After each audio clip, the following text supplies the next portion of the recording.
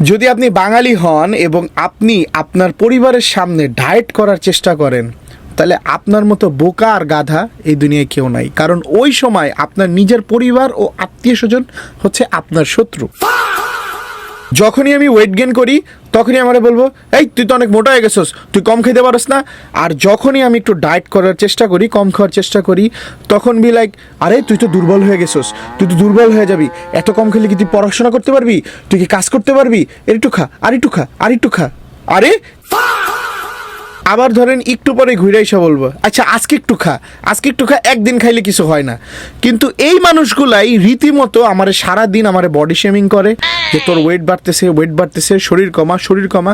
আর একই মানুষগুলো এমন ভণ্ড, এরা আবার নিজেরাই ঘুরে এসে বলে যে এই তুই কম খাস কেন, তুই দুর্বল হয়ে যাবি, তুই পড়াশোনা করতে পারবি না। করবোটা কি? যখন তারা বুঝবে যে আপনি ডায়েট করার চেষ্টা করতেছেন, তারা ওয়ার্ল্ডের সব থেকে বেস্ট নিউট্রিশনিস্ট হয়ে যাবে। এমন লাগে তারা ফুডের উপরে পিএইচডি করে আসছে। তারা সবার আগেই বলবে তুই ভাত খাওয়া ছেড়ে দে, তুই রাত্রে খাওয়া ছেড়ে দে। তো ছোটবেলায় আমার এক আঙ্কেল আমাকে পরামর্শ দিতেছিল, দেখো তুমি ভাত খেও না, ভাত খেলে তুমি মোটা হয়ে যাবা, আচ্ছা, এবং তুমি রুটি খাও, রুটি খেলে তোমার শরীরটা টাইট থাকবে। I was like, প্রোটিন বলতে দুনিয়ায় কোনো কথা নাই। কয়েকদিন পরে যায় দেখি কি জানেন, ওই আঙ্কেলই এক পাতিল ভাত খায়। এমনি কিন্তু কেউ দাওয়াত দেওয়ার নামগন্ধ নাই। বাট যখনই শুনছে যে আমি ডায়েট শুরু করছি, তখনই আমার আত্মীয় স্বজনের আমাকে দাওয়াত দেওয়াটা এবং আমার পরিবারকে দাওয়াত দেওয়াটা তাদের জন্য ফরজ হয়ে যায়। আমার আত্মীয় স্বজন বিলাইক, কি ওই ডায়েট করার চেষ্টা করছে, ও কম খাওয়ার চেষ্টা করতেছে, এটা জীবনও হইতে দেওয়া যাবে না, ওরে এক্ষুন দাওয়াত দে।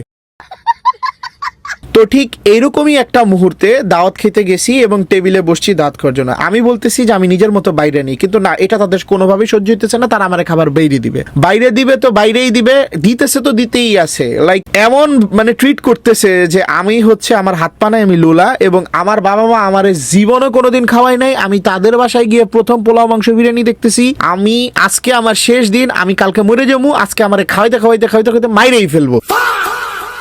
একদিন আমার বন্ধু আমারে জিজ্ঞেস করতেছিল যে দোস্ত, তোর যদি কোনো শত্রু থাকে তাহলে তুই আরে কেমনে শিক্ষা দিবি? তো আমি ওরা পরামর্শ দিছিলাম যে ওরে 2টা বিয়া করায় দে, ওই এমনি সোজা হয়ে যাবো। কিন্তু না, আমি ছিলাম ভুল। আমার বলা উচিত ছিল ওরে দাওয়াতে লয়ে যা, ও যতক্ষণ খাইতে পাতলা পায়খানা না করে দিব, ওরা খাওয়াইতেই থাকবে, ওই এমনি সোজা হয়ে যাবো। তো এমনই এক মুহূর্তে যখন কন্টিনিউ আমার প্লেটে খাবার বেড়ে দেওয়া হচ্ছিল, তো আমার পাশে আমার চিরচেনা আমার চাচাতো ভাই বসেছিল। তা আমি বললাম কি, আমারে দিতেছেন, ওরে বাদ রাখলেন কেন, ওরেও দেন। বেচারা পরের দিন খায়া বাথরুমে গেছে আর আসছে। এরপরে কোনো দিন যে দাওয়াতে আমি গেছি, আমার ভাই কিন্তু আর যায় নাই।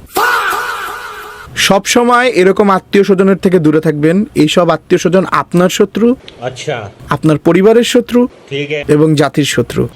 আল্লাহ হাফেজ।